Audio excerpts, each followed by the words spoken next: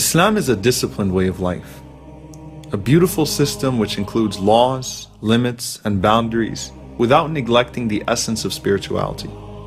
Through it, we organize our lives, paying close attention to certain times and places.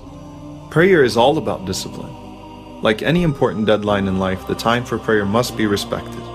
And to intentionally pray outside of his time is likened to not praying at all. When the call for prayer is made, millions of people can naturally form rows in a matter of seconds in remarkable fashion. It takes precedence over all worldly matters. The appointed Imam is then followed throughout the prayer as the Prophet, peace be upon him, said, and is not to be contradicted. Whatever he does, everyone else does. Allah looks only at the straight line, and through the rows of people, it is hoped that the hearts will be aligned as well. Not to mention Ramadan, which represents the highest level of spiritual, physical, and emotional discipline. No matter how hungry you are, you're forced to learn self-restraint and hold yourself back, and the clock becomes a glaring "do not eat" sign. Your entire day is structured in accordance with the times of prayer, and in Ramadan, you know exactly when Fajr and Maghrib are. And what's even more remarkable is that many choose to observe this regimen of fasting even outside of Ramadan when it's not even compulsory. Think of your zakah as God-given taxes. Except with these taxes, your money solely goes towards the cause of the poor and needy. The calculations, laws, and stipulations governing zakah are precise. Hajj is the greatest display of order in the world. Getting millions of people in such close proximity to dress, move, and worship in such stunning compliance is a testimony to the power of his call. Our Prophet, peace be upon him, was keen on teaching people to be disciplined and respect the law and system in both religious and worldly affairs. He warned that no two people should even travel without one of them being appointed as a leader of the two, and commanded that customs which do not contradict faith should be respected by the believers. Many times we disregard order and discipline, thinking that we are the exceptions to the law. And when we do that, so does everyone else. And I mean everyone. Why am I bringing all of this up?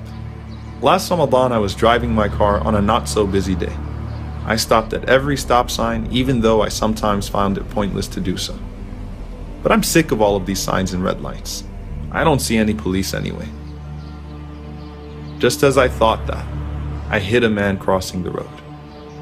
I didn't even notice him until after I hit him. I panicked. My heart was racing. I jumped out of the car to see what happened to him. I immediately apologized to him and told him I'd get help right away.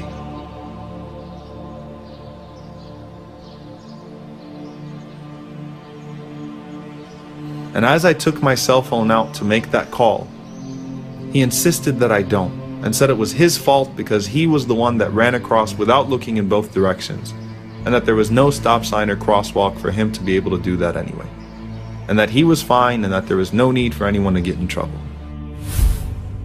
But I had to hold myself accountable.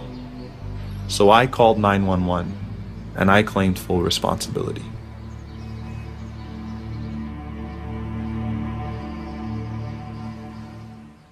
When I think of what happened that day, even though the fine was pretty hefty, I have no regrets for punishing myself.